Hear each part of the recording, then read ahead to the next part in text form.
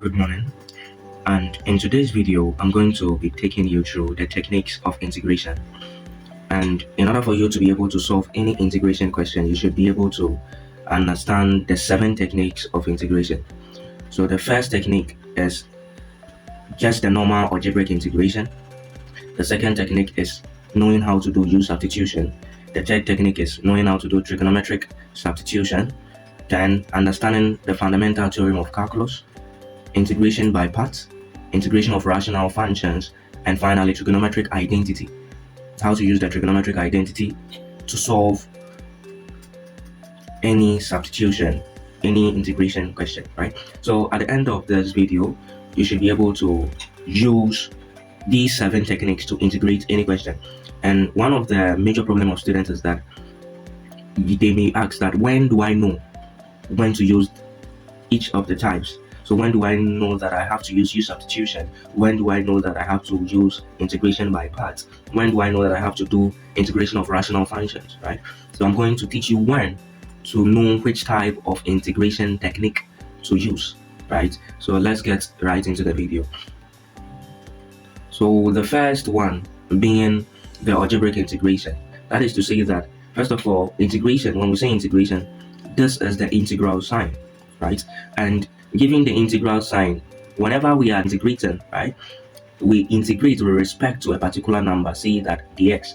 And one of the key things is that integration is the reverse of differentiation. One of the key things to have in mind is that integration is the reverse of differentiation. So whenever they give us an integration question, then you know that you're going to do the reverse. Whatever that you are doing in differentiation, you'll be doing the reverse of it. You get it? So it means that you first of all have to understand or have a mastery in differentiation before you do integration. Okay, so now let's begin. If they give us, say x to the power n to integrate with respect to the x, what are we going to do? This is what you do. X, in the beginning, remember that when they give you x to the power n to differentiate, to find ddx, we were doing nx, then we would deduct 1 from x. We would deduct 1 from the power of x, right? That was what we were doing in differentiation. But instead of deducting now, in integration, we are going to add. So instead of deducting 1 from the power, so we're going to do the reverse. So just like I communicated earlier, integration is the reverse of what? Write it here. Integration is the reverse of differentiation. Okay, so you can see that in differentiation we're doing nx to the power n minus 1, right? That is to say that wherever in differentiation that you are doing multiplication, you are going to do division, because multiplication, the reverse of multiplication is division, and the reverse of addition is what? Subtraction. So you can see that here we were subtracting, but in integration we are going to add. So this is what I'm saying. So then if we are having integral of x to the power n dx, this will be equal to, so whenever they give us x to the power n dx is equal to x, we are going to now, instead of division minus or subtraction, we're going to add. So we're going to have that n plus 1. Do you get it? Then you can see that the next thing we're going to do, that in here we're multiplying, but this time we are going to divide by the same thing. Do you get it? Then we add a constant of integration to it. That is to say that whenever they give you an integration of the form x to the power m dx, you are going to do x to the power m plus 1. Then you divide by the power, right? The resultant power, plus a constant of integration. I hope it is clear. So this is what we do whenever we are integrating an algebraic expression. Good. What are some of the things that we should take note of? We should take note of this, that whenever we are integrating a function, a constant in a function, say f of x, with respect to the x, always we can take the constant out. So we can do k integral of f of x, then dx.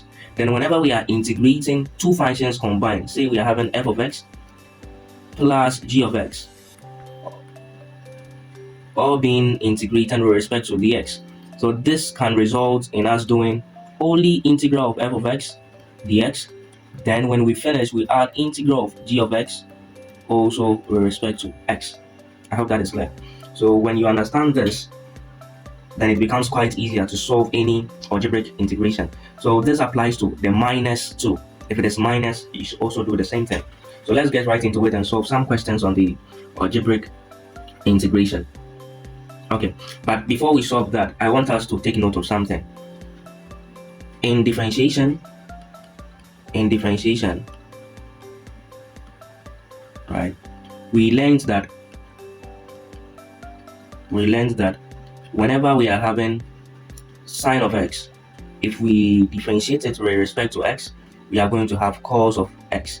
And also we learned that whenever we are having cos of x, if we differentiate cos of x, we learned that we are going to get negative sine of what? X. Good. So that is to say that this time when we integrate cos of x, we are going to get what? Sine of x. You get it? So we are doing the reverse of what we did in differentiation. So that is to say that if we integrate cos of x, we are going to get what? Sine of x. We integrate cos of x with respect to the x, we are going to get sine of x plus a constant of integration. And also when we integrate sine of x, we are going to get, see, we'll divide both sides by negative. So we're going to get negative cos of x. So when we integrate sine of x with respect to dx, we are going to get what? Negative cos of x plus the constant of integration. Good. So there are other things that we have to note down. That is to say that when we integrate 1 out of x, we are going to, with respect to dx, we are going to get what? A ln of x plus what? C. And also when we integrate e to the power x with respect to dx, we are going to get e to the power x plus c. We are going to get the same thing. And that is to say that if we are integrating e to the power u, of which the u is a function of x with respect to the x, then all that we are going to do is we're going to do e to the power u divided by u prime plus what? C. This becomes the answer for the integration. That is to say that u is some ax plus b. U depends on x. Do you get it? Good. Then whenever we integrate e to the power x dx, we are going to get 1 divided by ln of a multiplied by a to the power x plus c, right, where a is a constant. Also, if we are given integral of 1 over square root of 1 minus x squared dx, we're going to get sine inverse of x plus c. Then also when they give us integral of 1 over 1 plus x squared dx, we're going to have tan inverse of x plus c. So what are the key things to note down? The key things to note down are this: that when you integrate a cos of x, you are going to get a sine of x. When you integrate a sine of x, you are going to get a negative cos of x. And when you integrate 1 over x, right, you are going to get a ln of x. When you integrate an ex with respect to x, you still get an ex. But if the power on top of the e, that is u, if it is an expression of x, then we are going to divide by the differential of that. Do you get it? Good. Then when it is this type, 1 out of root of 1 minus x squared dx, then we're going to do this as our integration. So let's get right into some questions so that you get to understand. So what we are doing now is called algebraic integration. So or the basic integration, that is the basic ones. So, and it also falls under the algebraic integration. As time goes on, then we get to do the rest, the remaining. So let's start with some questions. For instance, they've given us, evaluate the following: x squared plus ex dx. We have to solve this question. And question number 2 says that integrate 3 all over x squared minus 2 out of x cubed. So with respect to the x, how are we going to solve this? Solution. To solve this question, all that you have to do is to understand that the question number 1 can be written as integral of x squared dx plus integral of ex dx. And we've learned that integral of an algebraic is by adding 1 to the power and dividing by the result, right? So we're going to have x squared plus 2 plus 1 divided by 2 plus 1.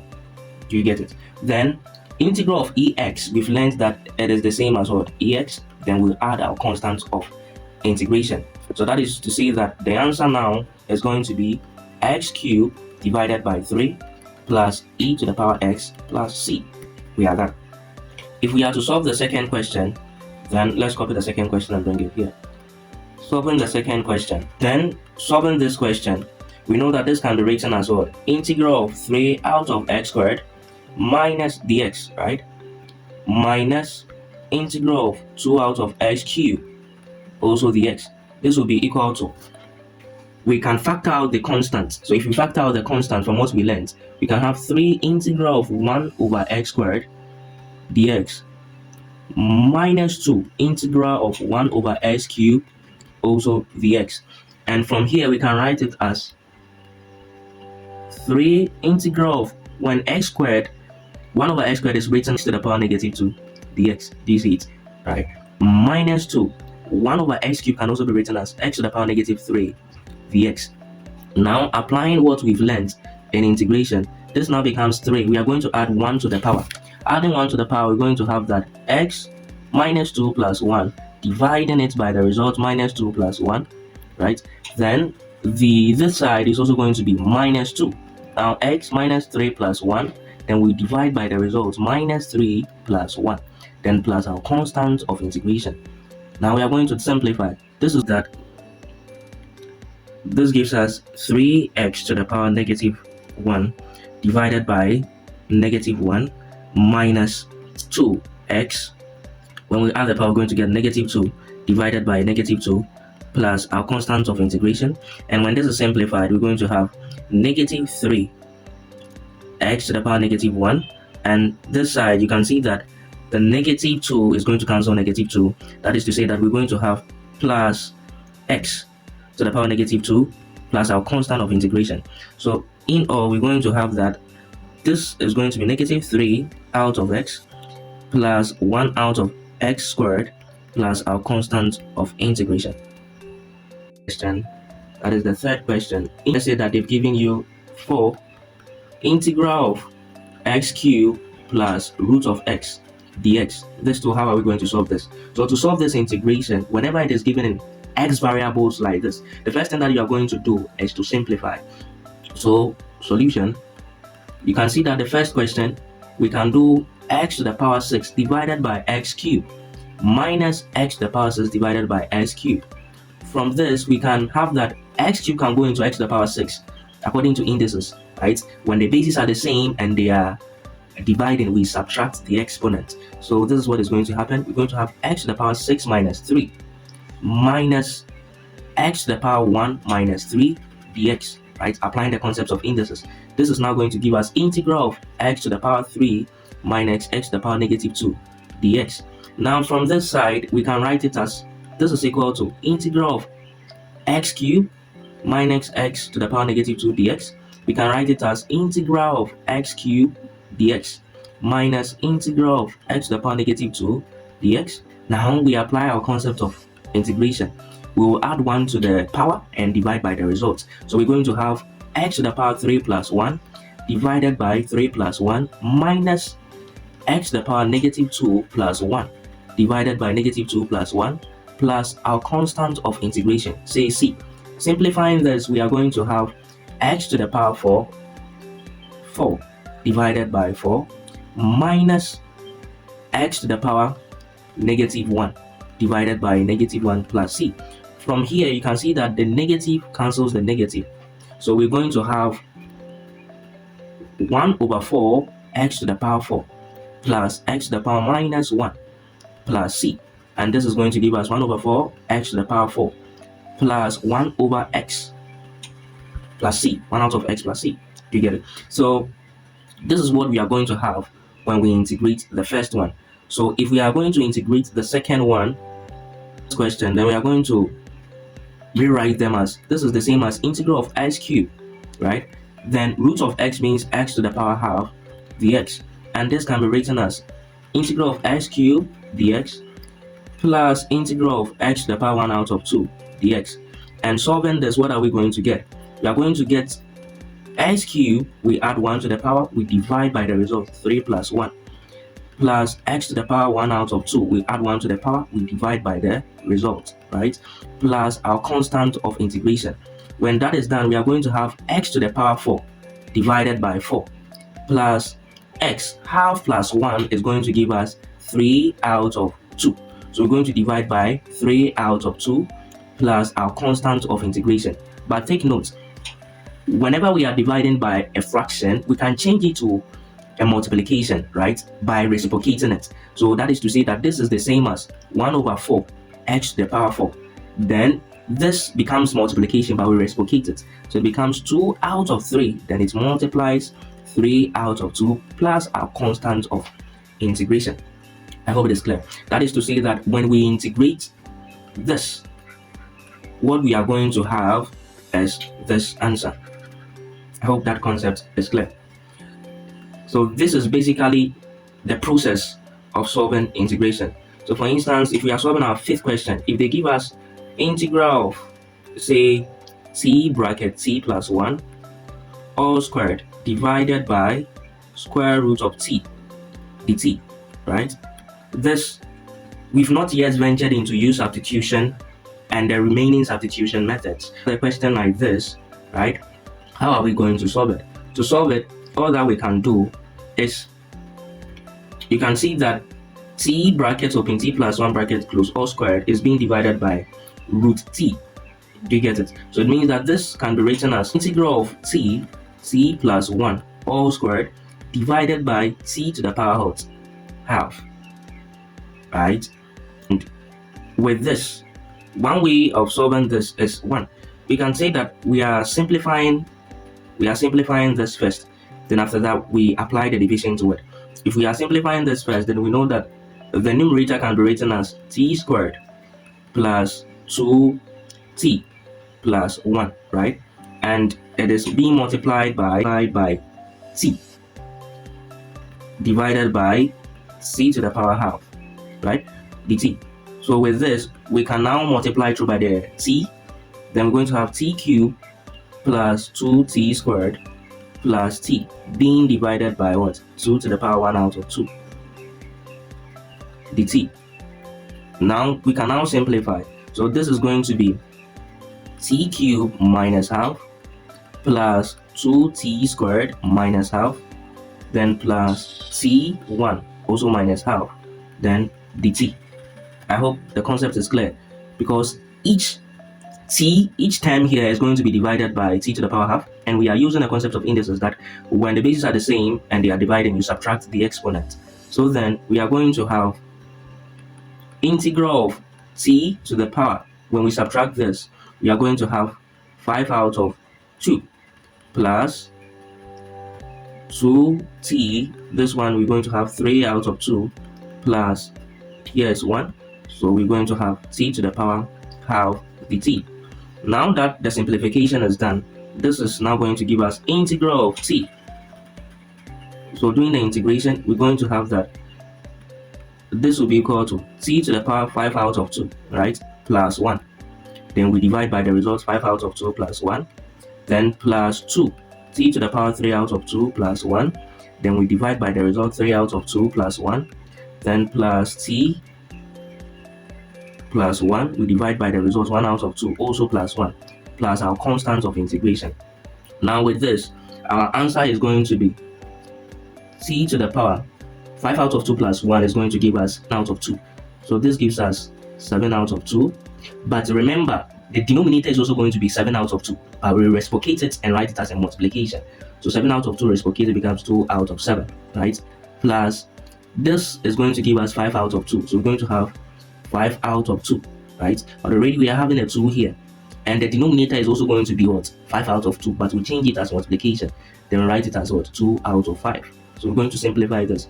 Plus this is going to give us 3 out of 2, so we write t to the power 3 out of 2, and we know that the denominator is also going to be 3 out of 2, but we reciprocate it and write it as a multiplication, so it's going to be 2 out of what? 3, plus our constant of integration. So simplifying, we are going to have that the answer is going to be 2 out of 7 t to the power 7 out of 2 plus 4 out of 5 t to the power 5 out of 2 plus 2 out of 3 t to the power 3 out of 2 plus our constant of integration, right? So this is what we are going to get when we simplify this integration. I hope that is clear. Now, solving our last question, if we are solving our last question, then we are going to have that. Let's say that you've given us, now this can be written as integral of sine of theta d theta minus integral of cos of theta d theta, right? So doing this, when you integrate sine, remember that if we differentiate cos, right, we're going to get negative sine, right? That is to say that if we integrate sine, we are going to get negative cos. So this is going to give us negative cos of theta minus, we learned that if we differentiate sine, we are going to get cos theta. That is to say that when we integrate cos, we are going to get sine theta. So integrating cos, we get what? Sine of theta. Then we add our constant of integration. We are done. So see you in the next video. And in the next video, I'm going to be teaching you how to do your substitution, right? So all that we did today, they are basic algebraic integration. Some of the key things you should note down is these relations, the ones that are ticked, that whenever you integrate a cos of x, you're going to get a sine of x. Whenever you integrate a sine of x, you're going to get a negative cos of x. And if you remember the differentiation, then you can generate these expressions yourself without necessarily getting to memorize them. So see you in my next video.